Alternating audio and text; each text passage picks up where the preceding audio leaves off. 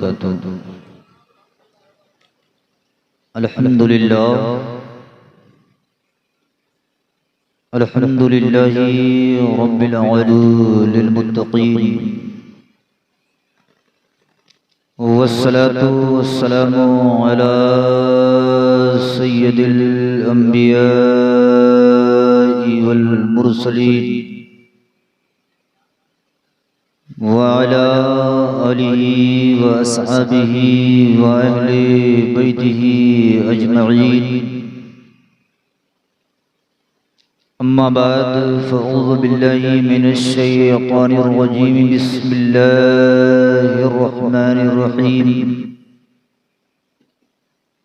अला इन्ना औलिया अल्लाहि ला खौफुन अलैहिम व ला हुम यहज़नून।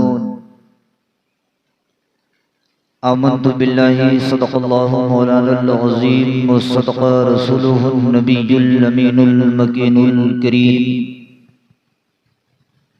व नहनु अला ज़ालिका लमिनश शाहिदीना वश्शाकिरीन वल्हम्दुलिल्लाहि रब्बिल आलमीन। वली वली है, विलायत की शान रखते हैं। वली वली हैं, विलायत की शान रखते हैं। वली निगाह में दोनों जहान रखते हैं। निगाहे वली में वो तासीर देखी, निगाहे वली में वो तासीर देखी। बदलती हजारों की तकदीर देखी। वाह क्या मर्तबा ए गौस है बाला तेरा। ऊंचे ऊंचों के सरों से कदम आला तेरा। सर भला क्या कोई जाने की है कैसा तेरा।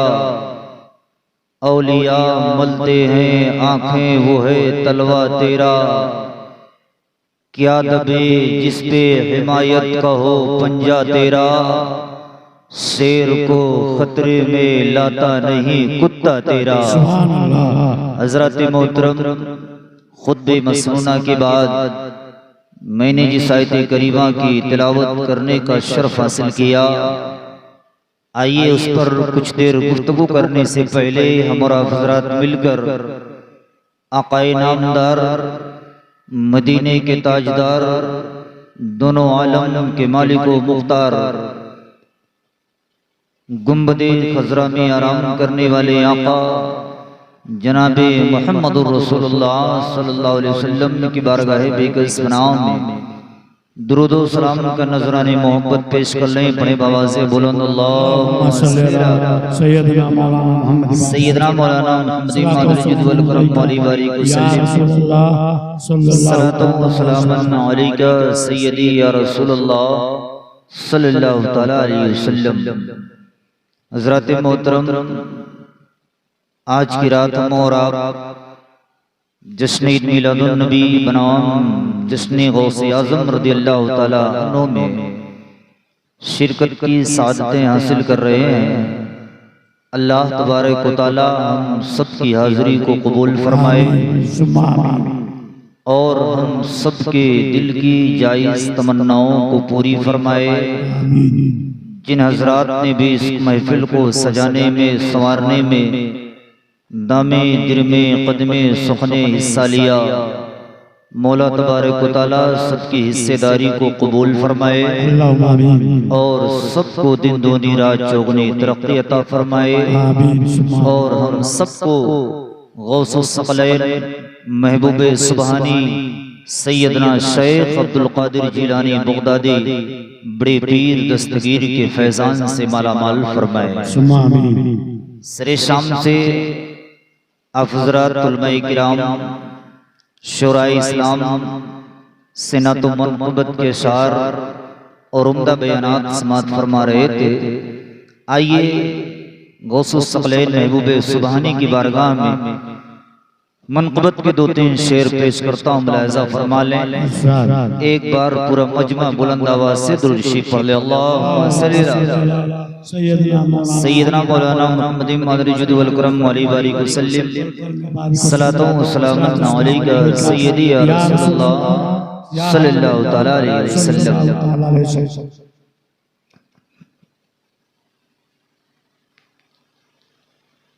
चाँद सितारों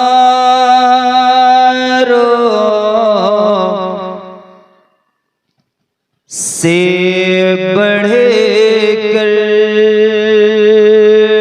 है रुतबा से आज़म का।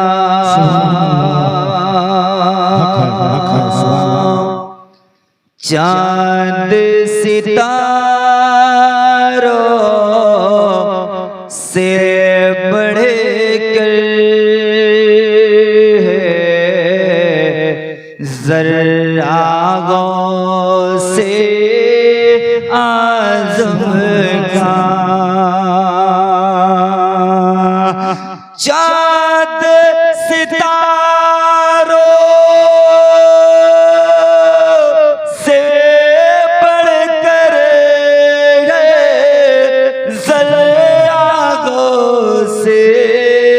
आज़म का सात समंदर पर है भारी कतरा से आज़म का। सात समंदर पर है भारी कतरा से आज़म का। और एक शेर पेश करता हूं, मुलाहिज़ा फरमा लें कि अब्दुल कादिर को कादिर ने ऐसी कुदरत बख्शी है। अब्दुल कादिर को कादिर ने ऐसी कुदरत बख्शी है। अब्दुल कादिर को कादिर ने ऐसी कुदरत बख्शी है कि कब्र से मुर्दा उठ के लगाए नारा से आज़म का।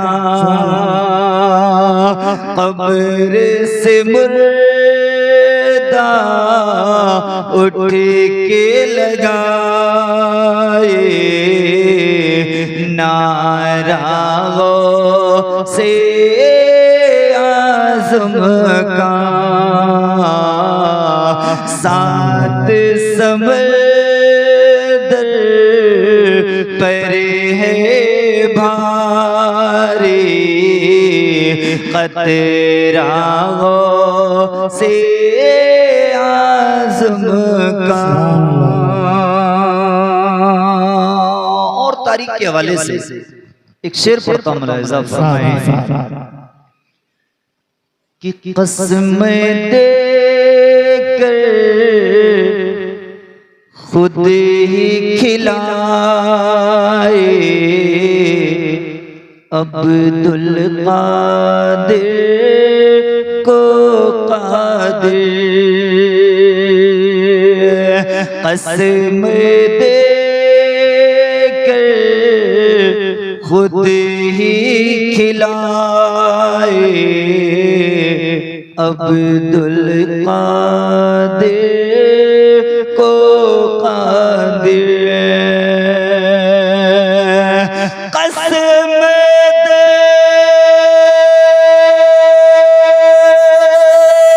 करे खुद ही खिलाए अब्दुल कादिर को कादिर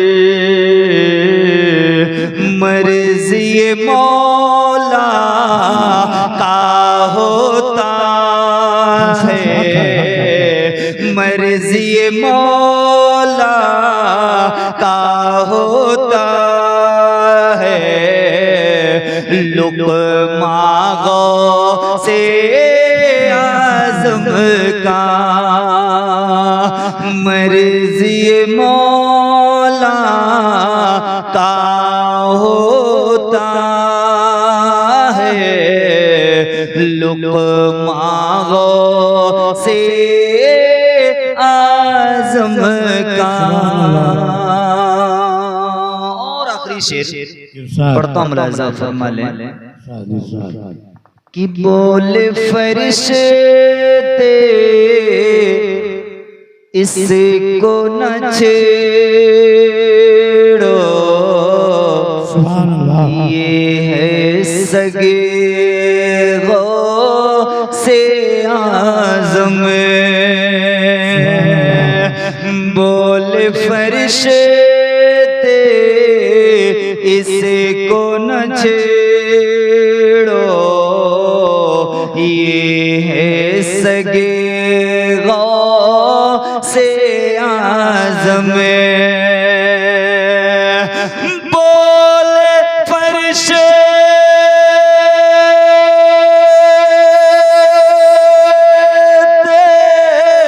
इससे को न छेड़ो ये है सगे गौसे आज़म देखो गले में इसके पड़ा है पट्टा गौसे आज़म का देखो गले में इसके पड़ा है पट्टा गौसे आज़म का सात समंदर पर है भारी कतरा गौसे आज़म का। दुरूद पढ़ना अल्लाहुम्मा सल्ली अला सय्यदना मौलाना मोहम्मद बारिक सय्यदना मौलाना मोहम्मद मदनी जुदवल करम वली बारिक सल्लल्लाहु अलैका या हबीबल्लाह सलातो व सलामुन अलैका सय्यदी या रसूलुल्लाह सल्लल्लाहु तआला अलैहि वसल्लम। हज़रत मोहतरम अल्लाह रब्बुल इज़्ज़त कुरान मजीद फुरक़ान हमीद में इरशाद फरमाता है अला इन्ना औलिया अल्लाहि ला खौफुन अलैहिम वला हुम यहज़नून। खबरदार बेशक अल्लाह के वलियों को न कोई खौफ होता है ना ही उन्हें कोई गम होता है। आप कुरान की आयत करीमा पर गौर करें कि अपने दोस्तों को अल्लाह तबारक व तआला ने हमें और आपसे निडर होने का पैगाम दिया और रब फरमाता है जो अल्लाह का वली होता है वो किसी से डरता नहीं है। लेकिन जब एक वली की जिंदगी पर हम गौर करते हैं ना तो एक अल्लाह का जो वली होता है वो भी हमारे और आपकी तरह माँ के शिकम से पैदा होता है। उसके पास भी हमारे और आपकी तरह दो हाथ दो पैर होते हैं। अल्लाह का वली भी हमारी और आपकी तरह खाता पीता है, अल्लाह का वली भी हमारे और आपकी तरह चलता फिरता है, अल्लाह का वली भी हमारे और आपकी तरह शादी ब्याह करता है, अल्लाह का वली भी हमारे और आपकी तरह दुनिया में रह करके जिंदगी गुजारता है। लेकिन आओ एक मर्तबा अपने वजूद के ऊपर गौर करते हैं कि आज हमारा और आपका हाल ये है कि रात की तारीकी में ऐसे रास्ता पकड़ करके अगर जा रहे हो और सामने से एक बिल्ली भाग जाए अचानक, तो हम और आप गिर जाया करते हैं। दिन के उजाले में अगर ये रोड पकड़ करके आप जा रहे हो, पीछे से दो कुत्ते भूखने लगे तो हम और आप गिर जाया करते हैं। आप दोपहर के आलम में अगर आपके सामने अचानक एक सांप आ जाए तो आप देख करके वो सांप डर जाया करते हैं, हमारे सीने में खौफ हो जाया करता है, डर पैदा हो जाया करता है। मेरे भाई जरा गौर करो, हम और आप चूहे से भी डरते हैं, हम और आप बिल्ली से भी डरते हैं, हम और आप कुत्ते से भी डरते हैं, लेकिन जो अल्लाह का वली होता है, जिनके बारे में परवरदिगार आलम इरशाद फरमाता है, जो अल्लाह का वली होता है उसे ना किसी चीज का खौफ होता है, ना ही किसी चीज का उसे डर होता है। सुभान अल्लाह, सुभान अल्लाह। अब आप गौर करो, जब अल्लाह का वली भी हमारी तरह इंसान है, जब अल्लाह का वली भी हमारी तरह खाता पीता है, जब अल्लाह का वली भी हमारी तरह शादी ब्याह करता है, तो हम कुत्ते से डरे, हम बिल्ली से डरे, हम सांप से डरे, हम इंसान से डरे, हम जिन्नात से डरे, हम इंसान से डरे। लेकिन अल्लाह का वली जिनके बारे में खुदा इरशाद फरमाता है, जो अल्लाह का वली होता है वो किसी से नहीं डरा करता है। मेरे भाई जरा सोचो तो सही, आखिर मामला क्या है? मुफस्सिरीन किराम इरशाद फरमाते हैं, अल्लाह का वली भी डरता है, अल्लाह का वली भी खौफ खाता है, लेकिन अल्लाह का वली ये किसी दुनियादार से नहीं डरा करता है। अल्लाह का वली डरता है तो अपने परवरदिगार से डरा करता है, अल्लाह का वली डरता है तो अपने पैदा करने वाले रब से डरा करता है, और जो बंदा अपने रब से डरने पर आ जाया करता है, परवरदिगार आलम उसे दुनिया के खौफ से बेखौफ कर दिया। सुभान अल्लाह, सुभान अल्लाह। हक हक हक हक। इसलिए कि हमारे और आपके सीने में एक गोश्त का लुथड़ा है जिसे दिल कहा जाता है। इस दिल के अंदर कभी दो खौफ इकट्ठा नहीं हो सकते, कभी दो डर इकट्ठा नहीं हो सकते।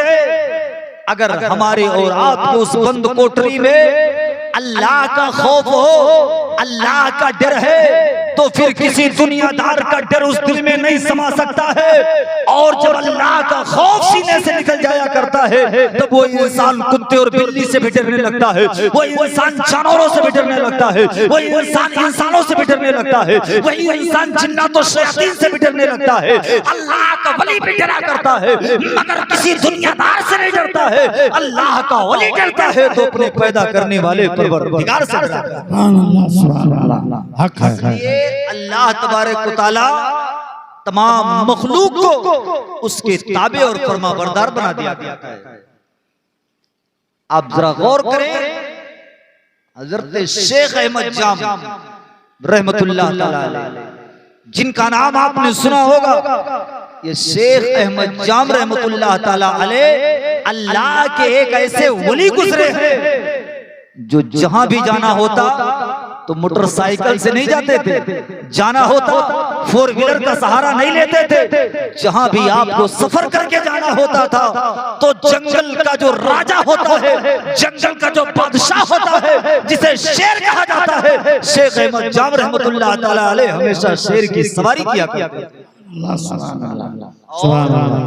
आपके हाथ में जो कोड़ा होता था वो कपड़े का नहीं होता था, आपके हाथ में जो कोड़ा होता था वो चमड़े का नहीं होता था, बल्कि हमेशा जिंदा जहरीला सांप आपके हाथों में हुआ करता था और उससे आप कोड़े का काम किया करते थे। मेरे भाई बताओ, शेर की सवारी करने वाला और सांप को अपने हाथों में लेकर के कोड़े का इस्तेमाल करने वाला शेख अहमद जाम रहमतुल्लाह तआला अलैह, आखिर इनसे खौफ क्यों नहीं है? इसलिए कि शेख अहमद जाम अगर डरते हैं तो अल्लाह से डरते हैं, तो अल्लाह तबारक व तआला शेर और सांप जैसे खतरनाक जानवर को हजरत शेख अहमद जाम के ताबे और फरमाबरदार कर दिया। सुभान अल्लाह, सुभान अल्लाह।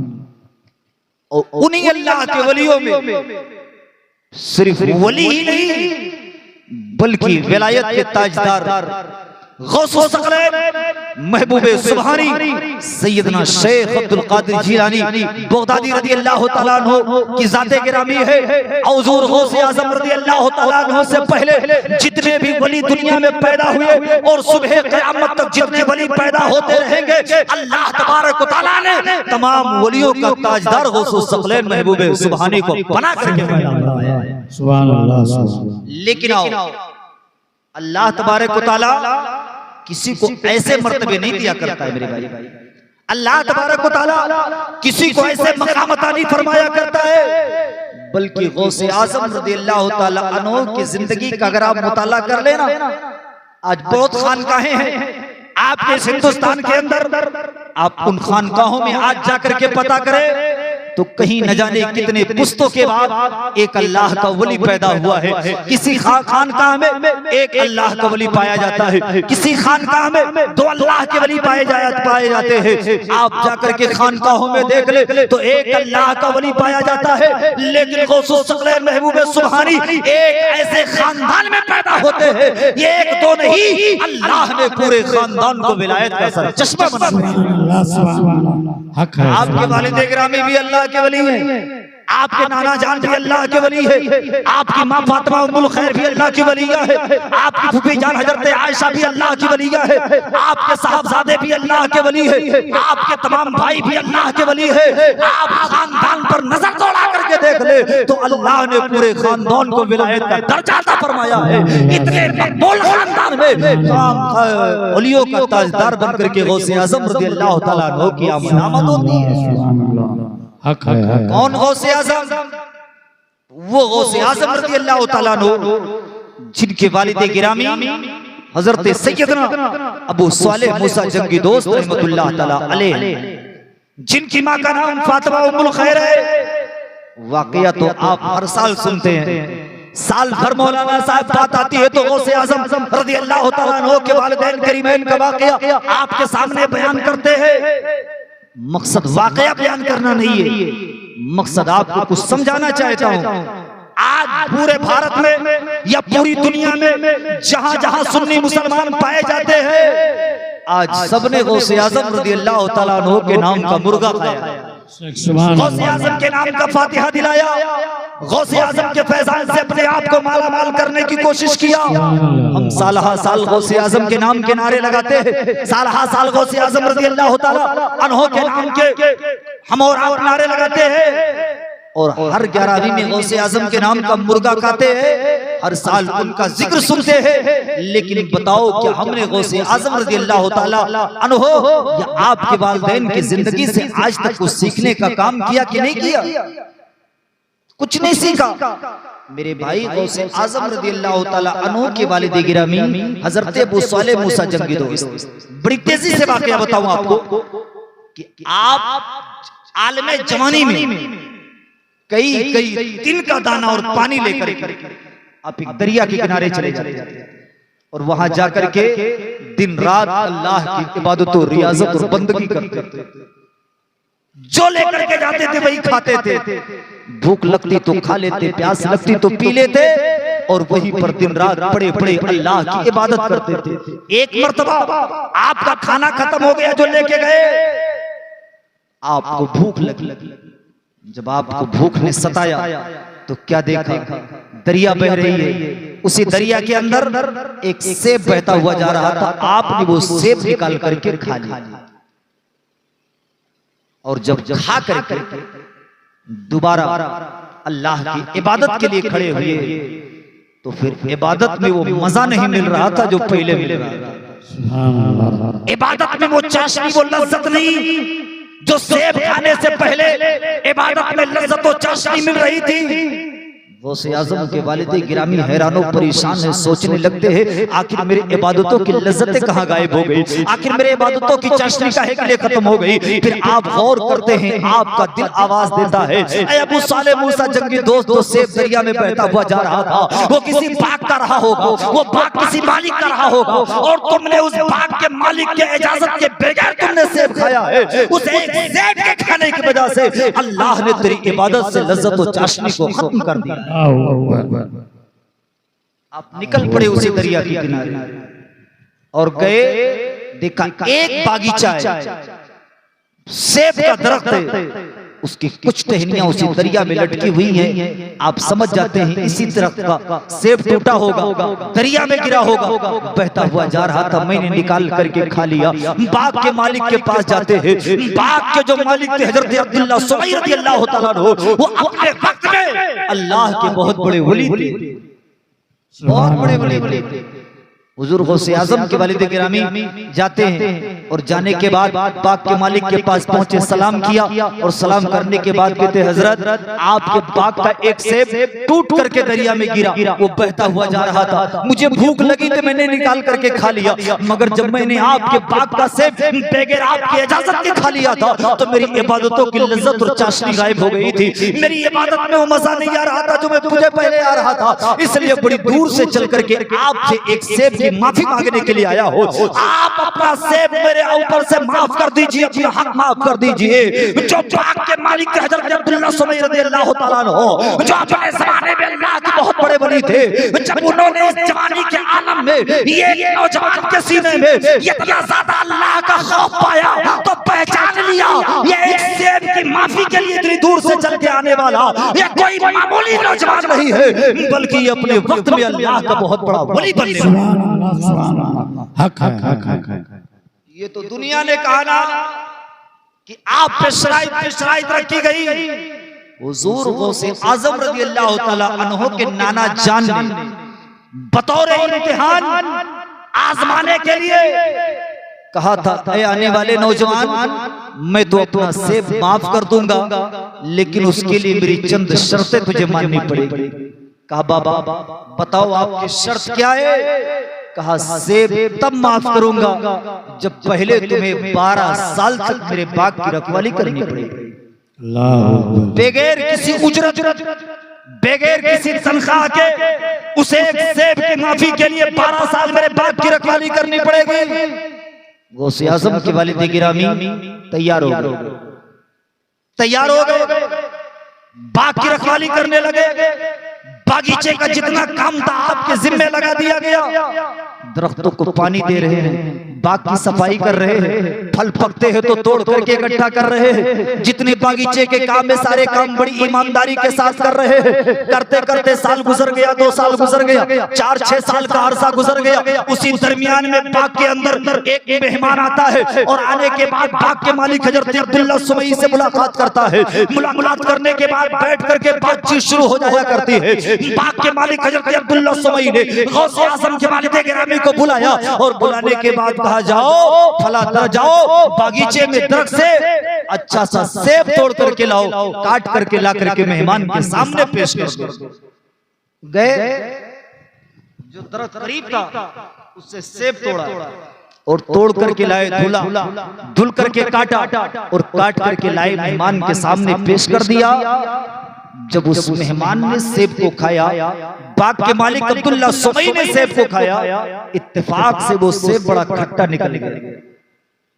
खट्टा था सेब। बाग के मालिक अब्दुल्लाह सुमई ने गौसे आजम के वालिद गिरामी को बुलाया और डांटना शुरू कर दिया। इतने साल हो गए बाग में रहते भी, आज तक आपको खबर नहीं है कि किस फल का दरख्त का फल मीठा है, किस दरख्त का फल खट्टा है। अरे मेहमान आए थे तो मीठे दरख्त का फल तोड़ करके लाना चाहिए था। मेहमान आए थे तो अच्छे दरख्त का फल तोड़ करके लाना चाहिए था। उस दरख्त का फल तोड़ना चाहिए था जिसका मीठा हो। इतने साल से बागीचे में रहते हो, आज तक तुम्हें इसकी भी तमीज नहीं हुई कौन से दरख्त का फल मीठा है, कौन सा खट्टा है। गौसे आजम के वालिद गिरामी बड़ी संजीदगी के साथ इरशाद फरमाते हैं, अरे बाबा बाग के मालिक जरा सुनो तो सही, मैं जब आपके बागीचे के हर दरख्त का फल खाया होता, चखा होता, तब तो मुझे पता चलता किस दरख्त का फल मीठा है और किसका खट्टा है। कहा बेटा 6 साल हो गए बागीचे में रहते हुए, आज तक आपने दरख्त का फल नहीं चखा। कहा हजरत एक तो खाया था जिसका सजा काट रहा हो, 2-4 और खा लिया होता तो जिंदगी यही गुजार के जाती। सुभान अल्लाह, सुभान आपके तकवे का आलम है। एक सेब की माफी के लिए बाग की रखवाली कर रहे, दिन रात बागीचे में गुजर रहा है, मगर आज तक आपने किसी सेब को अपना हाथ नहीं लगाया, अपना मुंह नहीं लगाया। या आपका तकवा है। 12 साल की मुद्दत गुजर जाया करती है। गए कहा हजरत 12 साल हो गए, आपकी शर्त पूरी हो गई है, अब आप अपना हक माफ कर दीजिए। बाग के मालिक ने कहा था बेटा हक तो माफ कर दूंगा, बस एक शर्त और मान लो। कहा बताओ कौन सी शर्त है। कहा मेरे पास एक अपाहिज लड़की है जिसके हाथ नहीं है, लूली है, पैर नहीं है, लंगड़ी है, आंख नहीं है, अंधी है, जबान नहीं है, गूंगी है, पैर नहीं है, चल नहीं सकती है। बेटा मेरे पास वो मुकम्मल तरीके से बोझ बनी हुई है, उस लड़की से शादी कर लो, अपना हक माफ कर दूंगा, और नहीं करोगे तो नहीं माफ करूंगा। गौसे आजम के वालिद गिरामी भी जिन्नात नहीं थे यार, इंसान थे। आपके सीने में भी दिल था। बैठ करके सोचने लगते हैं ऐसी लड़की से अगर शादी कर लिया तो मेरी दुनिया की जिंदगी तबाह बर्बाद हो जाएगी, मेरे ऊपर वो एक तरीके से मुकम्मल बोझ बन जाएगी। और फिर सोचते अगर नहीं किया, इनकार कर देता हूं तो ये बुढ़ा अपना हक माफ नहीं करेगा, और अगर हक माफ नहीं करेगा कल मैदाने महशर में अल्लाह की बारगाह में जाकर के अगर उनसे एक सेब का हक मुझसे मांगेगा तो परवरदिगारे आलम में जिंदगी भर की नेकियां एक सेब के बदले में इसे दे सकता है। इसलिए गौसे आज़म रज़ियल्लाहु तआला अन्हु के वालिद गिरामी सोच में पड़ जाया करते हैं, शादी कर लूं तो दुनिया बर्बाद होगी, ना करूं तो आखिरत बर्बाद होगी। फैसला कर लिया करते हैं, अरे ये दुनिया की जिंदगी 60-70 साल 100 साल जिंदगी है, आखिरत की जिंदगी हमेशा ऐसी जिंदगी है। हम आखिरत की जिंदगी पर दुनिया की जिंदगी को कुर्बान करते हैं और जानबूझ करके उस लड़की से गौसे आज़म के वालिद गिरामी शादी करने के लिए राजी हो गए, तैयार हो गए, हाँ कर लिया और कह दिया अगर हमारे दुनिया की जिंदगी बर्बाद हो जाए हो जाने दे, हम आखिरत की जिंदगी किसी कीमत पे बर्बाद नहीं होनी। शादी हो गई। जब हाँ कर लिया, राजी हो गए ना, तो आज का दौर तो था नहीं कि शादी अगर फिक्स भी हो जाए तो 6-6 महीना तैयारियों में गुजर जाती है, 6-6 महीना तैयारियां करनी पड़ती है। इधर गौसे आज़म के वालिद गिरामी ने शादी के लिए हाँ किया, उधर तैयारी हुई और आपकी निकाह खानी कर दी गई। जब निकाह हो गया तो आपके ससुर, आपके अब्दुल्ला सुमई जो बाग के मालिक थे, आपके ससुर हो गए। वो फरमाते हैं बेटा तेरी बीवी फला कमरे में। कहा ठीक। शाम होती है, गौसे आज़म के वालिद गिरामी अपनी बीवी से मुलाकात के लिए चले। जो कमरा आपको बताया गया था उस कमरे पे गए, क्या देखा, अंदर से दरवाजा बंद है। दरवाजा खटखटाया तो एक हसीनो जमील लड़की दरवाजा खोलने के लिए आई। दरवाजा खोलती है, आपको देख करके सलाम करती है। इतना सुनना था, आप उल्टे पांव पलट करके भागते हैं और भाग करके बाग के मालिक के पास आते हैं और आने के बाद कहते बाबा ये बता मेरा कितना मर्तबा इम्तिहान लेगा, कितना इम्तिहान लेगा मेरा। बाग के मालिक ने कहा था बेटा बताओ मामला क्या मामला है। कहा हजरत जिस कमरे में आपने मुझको भेजा था ना उस कमरे में मेरी बीबी नहीं है।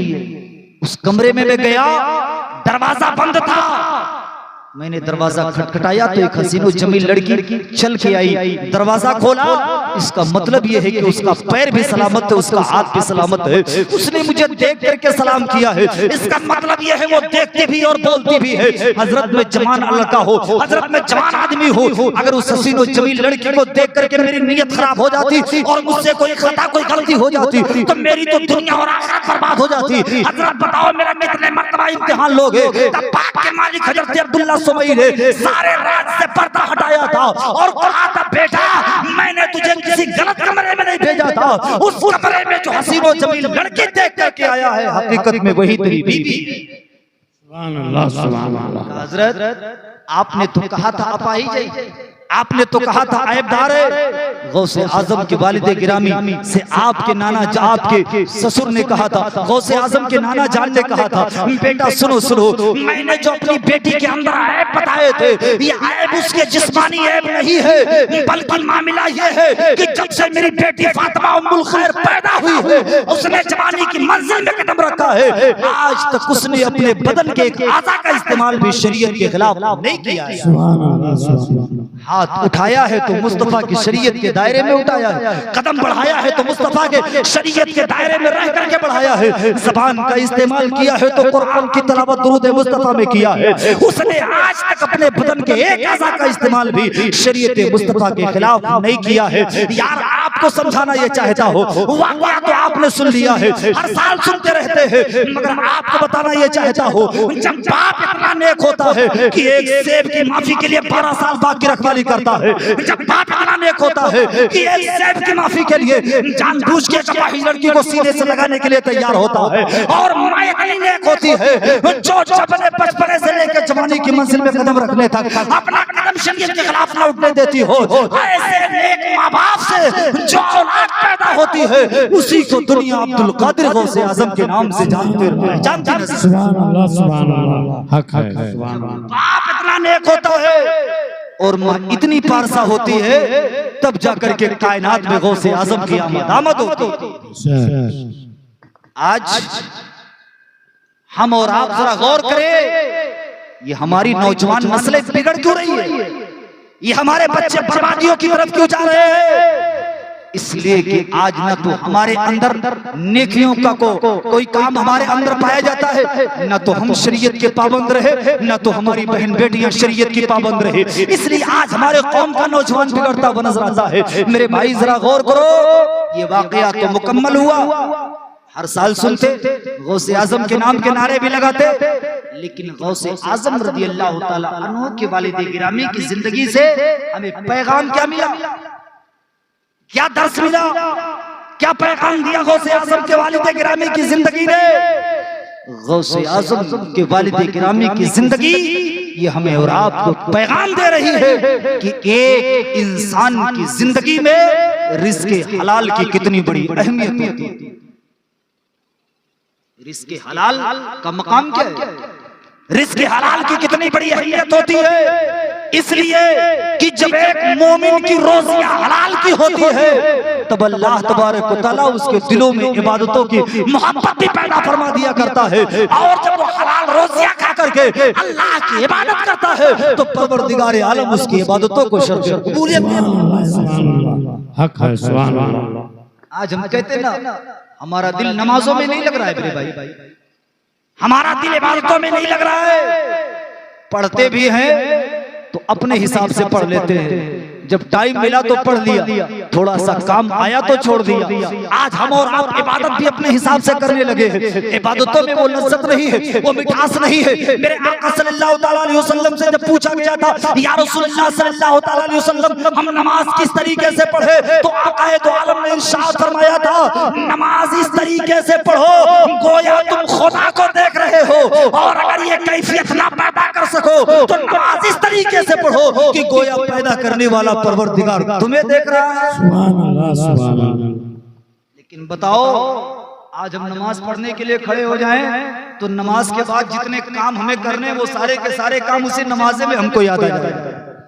हमको कहाँ जाना है, हमको क्या लाना है, हमको क्या खरीदना है, वो सारे के सारे ख्यालात हमें नमाजों में आ जाया करते हैं। मेरे भाई जरा सोचो तो सही, आज जब हम अपनी रोजियों पर गौर करते हैं तो आज हमारी रोजियां 90% हलाल की ना रही। आज सुबह से लेकर शाम तक हमारा नौजवान इसको पैसा चाहिए, अब वो पैसा हो चाहे जैसा। मेरे भाई आपके गांव में भी होंगे बहुत से हमारे दोस्त, बहुत से लोग हैं। हमारा भाई होता ना, यहाँ से टिकट लेता मुंबई जाता है और जाने के बाद 2-2.5 साल रह के आता है तो सुना के बड़का सेट हो गया। यहाँ आएगा, मुलाकात करेगा, दुआ सलाम होगी, बैठ के चाय पानी पिएगा, उससे पूछ मेरे भाई कर क्या रहा था, कहा हजरत भंगार का धंधा चल रहा था, चल रहा था भंगार का धंधा, और फिर बेहया बेगैरत की तरह बैठ करके बातें भी करता है, बताता भी है। एक ने कहा हजरत गया एक जगह माल खरीदने के लिए तो 30 रुपया किलो भंगार चल रहा था, तो कहा लेकिन जब गया देखा माल थोड़ा ज्यादा था तो 35 रुपया मांग रहा था। हमने कहा मेरे भाई जब 30 रुपए में बिक्री चल रही है तो 35 में खरीद के क्या करेगा माल? तो कहा हजरत माल थोड़ा ज्यादा था, लालच लग रही थी तो 35 में खरीद लिया। तो अच्छा 35 में खरीदेगा, उसको लाद फान के लाएगा, 1-2 रुपया किलो किराया भाड़ा चला जाएगा, और 30 में बेचेगा तो 6-7 रुपया किलो तेरा घाटा चला जाएगा। बता इसे माल से फायदा क्या है? तो कहा हजरत वो है खाली नहीं होशियार रहा। 30 में रेट 30 का था, 35 मांग रहा था तो 35 में खरीदा, मगर 5 कुंटल माल रखे था, तौल दिया तो 3.5 कुंटल 3 कुंटल 5 कुंटल माल 2.5-3 कुंटल में उठा लाया। उसको लेके गया कांटे पे, कांटा कराया, बड़ा खुश है। आज तो 2.5 कुंटल घपला मार के लाया है, आज 2 कुंटल घपला मार के लेके आया है। लाने के बाद ले जा करके कांटे पे बेचा, घाटा लगने के बजाय 20-25 हजार रुपया नफा पा गया। बड़ा खुश है, आज तो हमारी कमाई 25 हजार की हो गई। 25 हजार कमा करके होटल पे गया, अच्छा खाना खाता है। खाना खाने के बाद रूम पे पहुंचा, और पहुंचने के बाद आराम करने लगा। घर से बीवी का फोन गया और कहा बच्चे को दूध पीने के लिए पैसा नहीं है। जो आज 25 हजार रुपया कमाया था, उसी में से 10 हजार रुपया फोन पे करता है, बीबी के अकाउंट में आता है।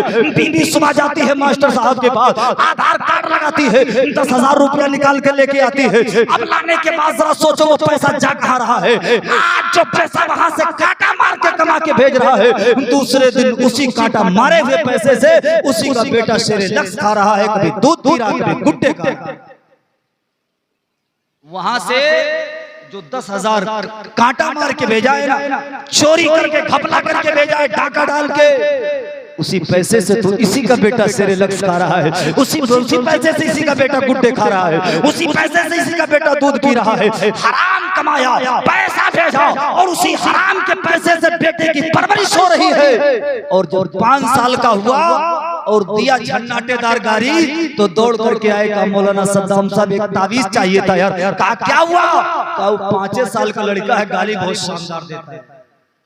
मेरे भाई, जब हराम खिला करके औलादों की परवरिश होगी तो बड़ा होकर के औलाद कुरान की तिलावत नहीं करेगा।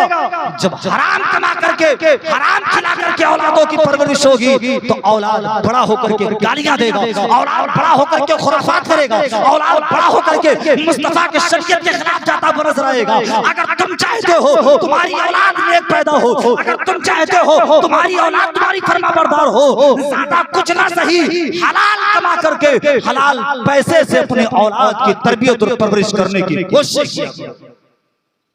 ये गौसे आजम की जिंदगी वालिद गिरामी की जिंदगी का पैगाम है। और अगर रोजियां हलाल की ना रही, कसम खुदा की, साल में एक दिन नहीं, साल के 365 दिन गौसे आजम की 11 करते रहो, फातिहा करते रहो, मुर्गा खाते रहो, मुर्गा खिलाते रहो। जब तक रोजियां हलाल की ना होगी तुम्हें ये मुर्गे फायदा नहीं दे सकते। मेरे आका फरमाते हैं अगर कोई एक लुकमा हराम का खा लेता है ना, 40 दिन तक अल्लाह नमाज कबूल नहीं करता है, 40 दिन तक इबादत कबूल नहीं होती, 40 दिन तक दुआएं कबूल नहीं होती। बता, जब हराम लुकमा खाने के बाद नमाज कबूल ना होती हो तो क्या हराम की कमाई से गौसे आजम का मुर्गा कबूल हो जाएगा? आज हमारा नौजवान सुबह से लेकर शाम तक पैसा चाहिए तो कांटा मार करके हराम कर लिया। रोजी हलाल की आ रही थी, उसमें झूठ बोल के हराम कर दिया, झूठ बोल के हराम कर दिया। आज हमारे जो भाई धंधा करते हैं ना, बिजनेस तिजारत करते हैं ना दुकानों पे बैठ करके, मेरे भाई तिजारत क्या है? क्या है? एक टोपी आप 10 रुपए का खरीद करके लाए हो, 50 में बेचो ना, रोका किसने? यही तो तिजारत है। मुनाफा लेकर के माल बेचने का नाम तिजारत है। 10 रुपए का खरीद करके लाए हो आप, 50 रुपए का बेच लो, 60 रुपए का बेच लो, 40 का बेच लो, ये तिजारत है। लेकिन टोपी 10 रुपए का खरीद करके लेके आया, मौलाना सद्दाम साहब पहुंच के कहा बाबू एक टोपी चाहिए था, ला करके दिखाया, पसंद आ गया, कहा कितने का? कहा हजरत 50 रुपए का। कहा ना यार 30 रुपया ले ले मेरे भाई। कहा कसम खुदा की हजरत खरीदी नहीं। कहा कैसे दे दे? कसम खुदा की तो उतने में खरीदी नहीं, अच्छा खरीदा 10 रुपए में। ये भाई नहीं देना था कह देता, हजरत नहीं पड़ रहा है, 30 में नहीं दे पाऊंगा, 50 कह रहा था, आप 40 दे दीजिए। लेकिन जैसे ही आपने कहा कि इतना तो खरीदी नहीं है और खरीदी उससे कम है, तो बताइए झूठ है कि नहीं है? तुमने झूठ बोल करके 10 रुपया तो ज्यादा कमा लिया, लेकिन ये 40 रुपया जो झूठ बोल के कमाया है, ये तेरे लिए भी हराम है और तेरे आने वाले नस्लों के लिए भी हराम है। 30 में दे दिया होता नफा 20 ही मिलता, मगर वो 30 रुपया तेरे लिए भी हलाल होता और तेरे बच्चों के लिए भी हलाल होता। मेरे भाई आपको समझाना ये चाहता हूँ, आज थोड़ी सी झूठ बोलने के लिए हमारी पूरी की पूरी रोजियां हराम की हो जा रही, हमें इसकी खबर भी नहीं होती। आज हम अपनी रोजियां अपने हाथों हराम कर रहे कि नहीं कर रहे? कुछ हमारे नौजवान भाई आके कहते का मौलाना साहब कसम खुदा, कसम दिखाता का कसम खुदा की हजरत ऐसा धंधा करी था, झूठ ना बोलती तो धंधे नहीं चले। मैंने कहा ला हौला वला कुव्वता इल्ला बिल्लाह। मेरे भाई तुझे ये किसने बता दिया कि झूठ बोलने से तेरी रोजी बढ़ती है?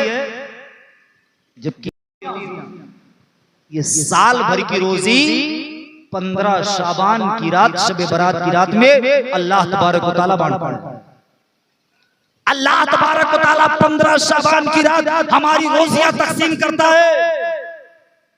15 शाबान की रात में अल्लाह तबारक व तआला ने हमारी किस्मत में साल भर की हमारी रोजी लिख दिया। कोई माई का लाल न उससे 1 रुपया घटा सकता है और न कोई माई का लाल उसमें 1 रुपया बढ़ा सकता है।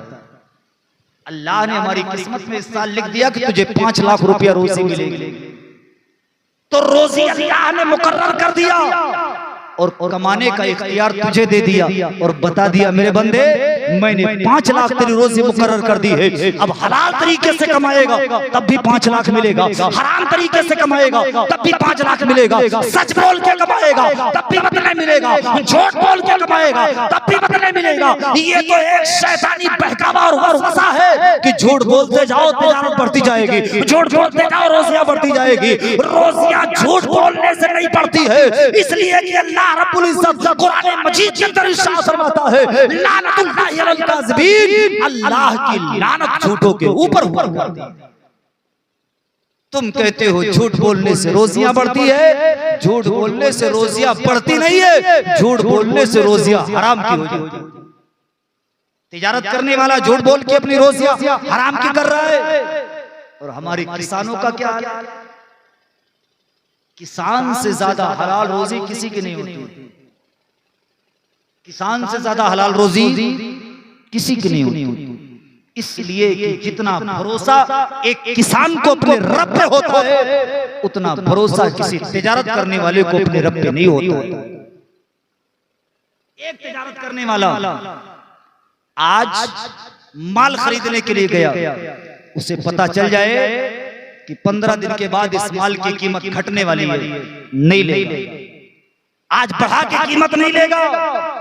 वो अपने तिजारत के भाव को मेंटेन करने की कोशिश करता है, देखता है आज महंगे में खरीद रहा हूं कहीं माल सस्ता ना हो जाए, आज खरीद रहा हूं कहीं रेट डाउन ना हो जाए, हमें नुकसान ना लग जाए। लेकिन एक किसान अभी धान तैयार हो गया और धीरे धीरे 1 महीने के बाद धान की कटाई करेगा और धान की कटाई करेगा, खेत की जुताई करेगा और जुताई करने के बाद 6-6, 7-7, 10-10 कुंटल गेहूं जो डेहरी के अंदर दवा लगा करके अच्छे से इंतजाम से रखा है उसको डेहरी से निकालेगा और निकालने के बाद ले जाकर के मिट्टी में डाल देगा, ले जाकर के खेतों में बो देगा। अपने घर के अंदर रखे हुए अनाज आज इसलिए खेतों में बो रहा है कि आज 1 बीघे में 20 किलो गेहूं डाल रहा हूं, 6 महीने के बाद मेरा परवरदिगारे आलम इस 20 किलो को 6 कुंटल 5 कुंटल की शक्ल में हमें वापस कराएगा। ये भरोसा होता है किसान को अपने रब पे। किसान की रोजियां हलाल की होती है, लेकिन कब तक? जब तक मेड़ नहीं छांटता है तब तक, जब तक चक्रोट नहीं छांटता है तब तक। आज हर किसान जानता है 1 बीघा गेहूं अगर लगा दिया तो 5 कुंटल तो कम से कम पैदा हो जाता है।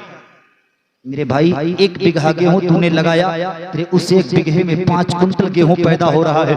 5 कुंटल गेहूं में शरीयत के मुताबिक उश्र निकाल दे, निकालने के बाद जितना बचता है तेरे लिए भी हलाल है, तेरे आने वाली नस्लों के लिए भी हलाल है, तेरे बच्चों के लिए भी हलाल है। लेकिन अगर उसी खेत के बगल में एक चक्रोट था, छांट दिया 1 हाथ पूरा लंबा चौड़ा, कितना मंडी खेत बढ़, बहुत बढ़ा लिया तो 1 मंडी बढ़ेगा।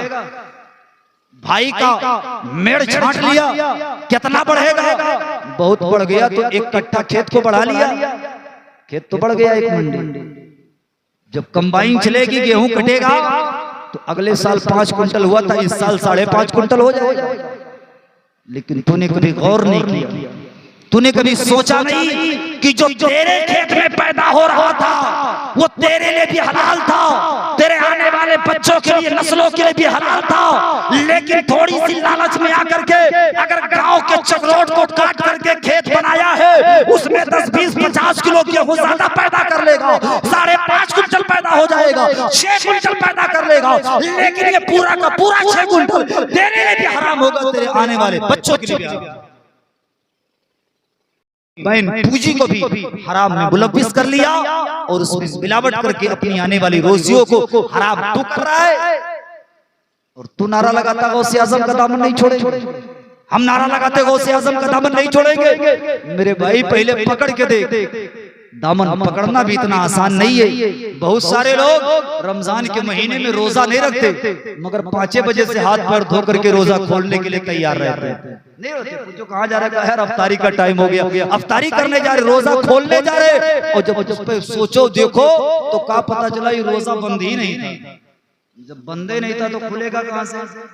जब गौसे आजम के वालिदे गिरामी की जिंदगी को, गौसे आजम की जिंदगी को हमने और आपने अपने अंदर शामिल ही नहीं किया और उस पर गौर ही नहीं किया, उसको अपनी जिंदगी में शामिल नहीं किया, तो बता हमने दामन पकड़ा कहाँ है? और जब दामन पकड़ा नहीं है तो फिर ना छोड़ने के नारे हम काहे के लिए लगा रहे? आप बताओ ईमानदारी के साथ, आज जितना भारत का मुसलमान इस मौजूदा हुकूमत से डरता है, कसम खुदा की उतना अपने रब से नहीं डरता।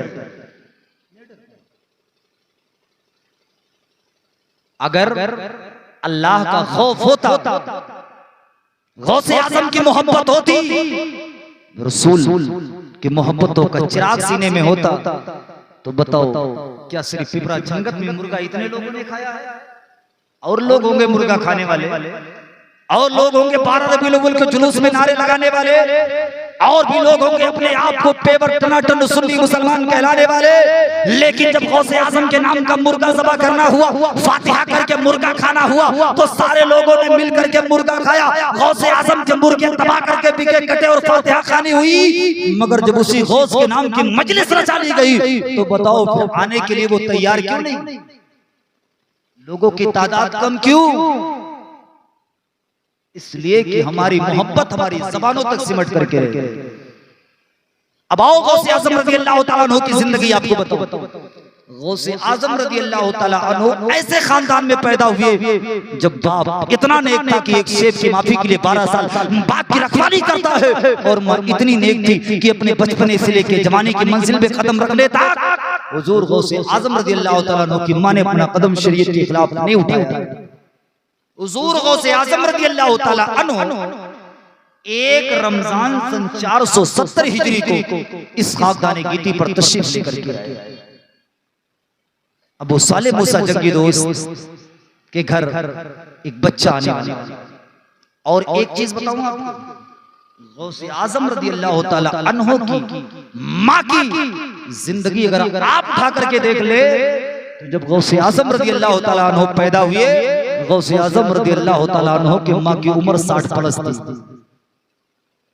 60 साल के ऊपर थी गौसे आजम रज़ी अल्लाह तआला अन्हु की माँ की उम्र। आज डॉक्टरों की डॉक्टरी और हकीमों की हिकमत इस बात की गवाही देती है कि 60 साल के बाद औरतों के अंदर बच्चे पैदा करने की सलाहियत खत्म हो जाया करती है, बच्चा पैदा करने की सलाहियत नहीं हुआ करती है। गौसे आजम रज़ी अल्लाह तआला अन्हु जब आपके माँ की उम्र 60 साल के ऊपर हो जाया करती है, तब गौसे आजम रज़ी अल्लाह तआला अन्हु की आमद होती है। यार ये 60 प्लस अपने माँ की उम्र हो जाने के बाद गौसे आजम का पैदा ही हो जाना गौसे आजम रज़ी अल्लाह तआला अन्हु की बहुत बड़ी करामत। ऐसी उम्र में, जिस उम्र में औरतें बच्चे नहीं पैदा कर सकती है, उस उम्र में गौसे आजम रज़ी अल्लाह तआला अन्हु अपनी माँ के शिकम से इस खानदानी गीती पर तशरीफ लेकर के सैयदों के खानदान में एक बच्चा पैदा हुआ, पूरा खानदान खुश है। आप बताओ आज हमारे घर में बच्चे पैदा होते तो खुशियां नहीं होती? सब खुश होते, माँ भी खुश होती है, बाप भी खुश होता है, भाई भी खुश होते हैं, चचा भी खुश होते हैं, पड़ोसी भी खुश होते हैं कि आज भला के घर बच्चा पैदा हुआ है। आज शहर जिलान के अंदर सैयदों के खानदान में एक बच्चे की आमद हुई और आने वाला कोई मामूली बच्चा नहीं है। गौसे आजम के वालिद गिरामी अबू सालेह मूसा जंगी दोस्त इरशाद फरमाते हैं, जिस दिन मेरे बेटे अब्दुल कादिर की पैदाइश हुई, उस रात में सोया हुआ था, मैंने ख्वाब में क्या देखा, मदीने के ताजदार सल्लल्लाहु अलैहि वसल्लम मेरे ख्वाब में तशरीफ लेकर के आते हैं। आपके साथ में सहाबा किराम की एक जमात भी मौजूद है। आका मेरे ख्वाब में आते हैं और आने के बाद इरशाद फरमाते हैं, ऐ अबू सालेह, अल्लाह तबारक व तआला तुझे एक ऐसा बेटा अता फरमाने वाला है जो मेरा भी दोस्त है और अल्लाह का भी दोस्त है, और करीब अल्लाह तबारक व तआला तेरे बेटे को मर्तबा अता फरमाने वाला है जो मर्तबा अल्लाह ने नबियों में मुझे अता फरमाया है, वो मर्तबा अल्लाह वलियों में तेरे बेटे अब्दुल कादिर को अता फरमाने वाला है। सुभान अल्लाह, सुभान अल्लाह, सुभान अल्लाह। आमद से पहले मदीने के ताजदार आकर के उसके आमद की खुशखबरी दे रहे हो, बशारत दे रहे हो। जिस अब्दुल कादिर के मकाम को पहले बयान किया जा रहा हो, बताओ उस अब्दुल कादिर गौसे आजम के मकाम व मर्तबा का अंदाजा दुनिया कैसे लगा? पैदा हुए 1 रमजान सन 470 हिजरी। सैयदों के खानदान में एक लड़का है, पूरा खानदान खुश, बाप भी खुश है, माँ भी खुश है, पूरा खानदान खुशियां मना रहा है। 2-3 घंटे गुजर गए, गौसे आजम के वालिद गिरामी ने देखा फातिमा उम्मुल खैर की आंख से आंसू बहे। गौसे आजम की मां बैठ करके रो रही है, बीबी को रोता देखा। पूछते हैं, फातिमा ये बताओ तुम्हारी आंख में आंसू का है? हमारे घर तो लड़का पैदा हुआ है, सारा खानदान खुशियां मना रहा है। फातिमा बता तेरे रोने की वजह क्या है? फातिमा उम्मुल खैर कहती है, मेरे शोहरे नामदार बच्चे की पैदाइश की खुशी तो मुझे भी है, लेकिन जब से मेरा बेटा पैदा हुआ है मैं कई मर्तबा ट्राई कर चुकी, कोशिश कर चुकी हूं कि मेरा बेटा मेरा दूध पी ले। बार बार मुंह पिस्तान की तरफ लेकर के जाती हूँ, मगर ये मुंह फेर लिया करता है, पिस्तान को मुंह नहीं लगा रहा है। अब ये दूध नहीं पिएगा तो बचेगा कैसे, दूध नहीं पिएगा तो बढ़ेगा कैसे? मेरे बेटे को पता नहीं कौन सी बीमारी हो गई है, मेरा बेटा मेरा दूध नहीं पी रहा है, और जब तक बच्चा दूध नहीं पिएगा वो जिंदा कैसे बचेगा? ये सोच के गौसे आजम के माँ की आंख से आंसू बह रहे हैं। तारीख लिखने वालों ने लिखा है, सुबह से लेकर के शाम तक गौसे आजम की माँ बार बार ट्राई कर रही, कोशिश कर रही है, कई बार कोशिश कर लिया, मगर गौसे आजम ने मां के पिस्तान को मुंह तक नहीं लगाया। मगर जब शहरे जिलान के अंदर मगरिब की अजान होती है, अल्लाह अकबर की सदा बुलंद होती है, गौसे आजम की मां अपने पिस्तान के करीब अब्दुल कादिर को लेकर के जाती है, तो गौसे आजम अपने मां का दूध पीना शुरू कर दिया करते हैं। मां का दूध पीने लगते हैं, पूरे जिलान में खबर फैल जाया करती है, सैयदों के खानदान में पैदा होने वाला लड़का ये किसी बीमारी की वजह से दूध नहीं छोड़ा था, बल्कि रमजान में पैदा हुआ है, तो पैदा होते ही जिंदगी का पहला दिन रोजे के आलम में गुजारा। सुभान अल्लाह, हक है, सुभान अल्लाह। आजम के माँ का बयान है, माँ का कहती फिर पूरा महीना रमजान का गुजर गया, मेरे बेटे अब्दुल कादिर ने सहरी के टाइम से लेकर के अफ्तारी तक दिन के उजाले में मेरे पिस्तान को मुंह तक नहीं लगाया। ये वल्मा बैठे, आप पूछिए, एक दिन के बच्चे पर रोजा फर्ज नहीं होता, एक महीने के बच्चे पे रोजा फर्ज नहीं होता है, एक साल के बच्चे पे रोजा फर्ज नहीं होता है। गौसे आजम पैदा हुए तो जिंदगी का पहला दिन रोजे के आलम में गुजारा था, इसलिए कि मेरा गौस जानता था कयामत तक आने वाले मेरे गुलामी का दम भरने वाले मेरे नाम के मुर्गे भी खाएंगे, मेरे नाम पे फातिहा भी करेंगे, मेरे नाम के नारे भी लगाएंगे। तो गौसे आजम रज़ी अल्लाह तआला अन्हु जिंदगी का पहला दिन, पहला महीना और जिंदगी जितने सालों की थी, आने वाले हर रमजान में रमजान के रोजों को रख करके कदर करके कयामत तक आने वाले अपने गुलामों को पैगाम दिया था, मैं तुम्हारा पीर अब्दुल कादिर होकर के जिंदगी का पहला दिन और पहला महीना रोजे के आलम में गुजार रहा हो। इसलिए जब जब जिंदगी में रमजान का महीना मिले, तुम भी रमजान के रोजों की कदर करके रमजान के रोजे भी रखिए। सुभान अल्लाह, सुभान अल्लाह। मगर मुर्गा हम खाएंगे, रोजा कोई और रखेगा, नमाजें कोई और पढ़ेगा, रोजा कोई और रखेगा, इबादतें कोई और करेगा। जब खाने वाला काम आएगा तो हम खाएंगे, इबादत की बारी आएगी तो कोई गैर कौम की इबादत करती भी नजर आएगी। नहीं मेरे भाई, गौसे आजम रज़ी अल्लाह, ये 11 तारीख गौसे आजम रज़ी अल्लाह तआला अन्हु के विसाल की तारीख नहीं है। साल भर में हम जितने बुजुर्गों के फातिहा करते हैं ना, सबके फातिहा उनके उर्स के दिनों में करते हैं। सबका फातिहा उनके उर्स की तारीख में करते हैं। जिस दिन उनका इंतकाल हुआ, जिस दिन उनका विसाल हुआ, उस तारीख में हम उस बुजुर्ग के नाम का फातिहा करते हैं। लेकिन ये 11 रबीउल आखिर गौसे आजम रज़ियल्लाहु ताला अन्हु के विसाल की तारीख नहीं है। गौसे आजम 11 रबीउल अव्वल को आपका विसाल नहीं हुआ, फिर ये गौस की 11वीं क्यों?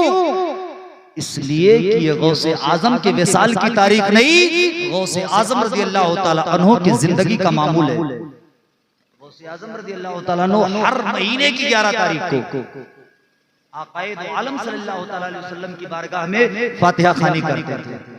नबी के नाम पर लंगर बनाते थे और लंगर पे आक़ाए दो आलम सल्लल्लाहु अलैहि वसल्लम के नाम का फातिहा करते थे और लंगर बांटा जाता था। और जब रबीउल आखिर का महीना आता था तो खास एहतिमाम के साथ, बड़ी तैयारियों के साथ आक़ाए दो आलम सल्लल्लाहु ताला अलैहि वसल्लम का मिलाद बनाते थे। नबी करीम सल्लल्लाहु ताला अलैहि वसल्लम के नाम की फातिहा करके पूरी कौम को खिलाने की कोशिश करते थे। गौसे आजम हर 11 को करते थे, मगर 11 रबीउल आखिर को ज्यादा तुझको एहतराम के साथ करते थे, आला पैमाने पर करते थे। जब गौसे आज़म रज़ियल्लाहु ताला अन्हु का विसाल हो गया तो लोगों ने, उलमा ने इसको बड़ी पीर की 11वीं के नाम से मंसूब कर दिया। तो ये 11 गौसे आज़म के विसाल की तारीख नहीं, ये गौसे आज़म रज़ियल्लाहु ताला अन्हु की जिंदगी का एक अमल है। गौसे आज़म रज़ियल्लाहु ताला अन्हु की जिंदगी का एक अमल है।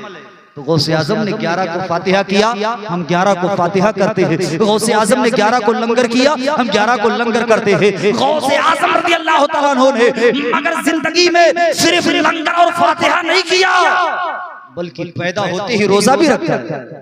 40 साल गौसे आज़म रज़ियल्लाहु ताला अन्हु ने इशा के वजू से फजर की नमाज पढ़ी। इशा के वजू से फजर की नमाज। मेरे भाई आपको बताऊं कि आदमी अगर बावजू हो और वो इतना सो जाए कि उसके बदन के आज़ा ढीले हो जाए तो वजू टूट जाता है। वजू टूट जाता है। ऐसा में वजू किया गौसे आज़म ने और उसी वजू से फजर की नमाज पढ़ी। 1-2 दिन नहीं, 1-2 महीना नहीं, 1-2 साल नहीं, 40 साल गौसे आज़म ने इशा के वजू से फजर की नमाज पढ़ी। बताओ अगर रात में सो भी जाते एक लम्हे के लिए तो वजू टूट जाता और फिर जाकर के वजू करना पड़ता। इशा के वजू से फजर की नमाज पढ़ने के लिए पूरी रात जागना शर्त है। तो गौसे आज़म बताओ 40 साल इशा के वजू से फजर की नमाज कैसे पढ़ लिए? इसलिए कि इशा में वजू करते थे तो पूरी रात अल्लाह की इबादत में गुजार देते थे, अल्लाह की बंदगी में गुजार देते थे, कुरान की तिलावत में गुजार दिया करते थे। इशा में वजू करके इशा पढ़ते थे, अल्लाह की ऐसी इबादत करते थे कि फजर का वक्त हो जाया करता था, उसी वजू से फजर की नमाज भी पढ़ लिया। सुभान अल्लाह, सुभान अल्लाह। वो 40 साल इशा के वजू से फजर पढ़े। और मुर्गा खाने वाले 5 टाइम गायब किए रहे।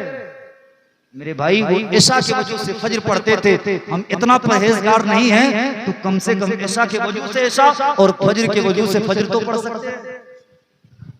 फजर तो पढ़ ही सकते हैं। वो अपने बचपने का पहला दिन रोजे के आलम में गुजार रहे।